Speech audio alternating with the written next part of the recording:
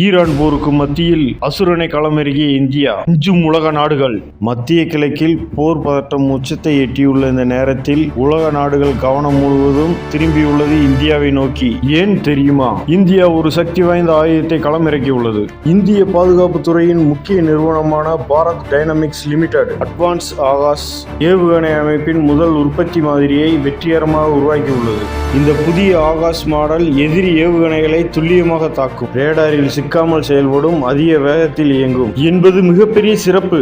இது பழைய ஆகாஷ் மாடலை விட பல மடங்கு மேம்படுத்தப்பட்டது. ஒரே நேரத்தில் பல இலக்குகளை தாக்கும் திறன் கொண்டது. இதனால் இந்திய வான்காப்பு திறன் பெரிதும் உயர்ந்துள்ளது. இது வெறும் ஆயுதம் மட்டும் இல்லை, ஆத்ம நிர்பர் பாரத் திட்டத்திற்கு பெரும் வலு. இந்தியாவின் பாதுகாப்பு துறையில் இது ஒரு முக்கிய மைல்கல்.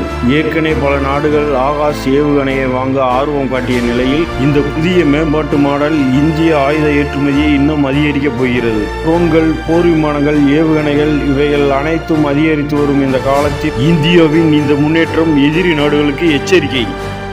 இந்தியா பாதுகாப்பில் மட்டுமல்ல, சக்தியில் உலகை மிரள வைக்கும் நிலைமைக்கு வந்துவிட்டது. இந்த மாதிரி முக்கியமான செய்திகளை உடனுக்குடன் பெற தமிழ் நியூஸ் கேட்வே சேனலை சப்ஸ்கிரைப் செய்யுங்கள். பெல் பட்டனை அழுத்த மறக்காதீர்கள்.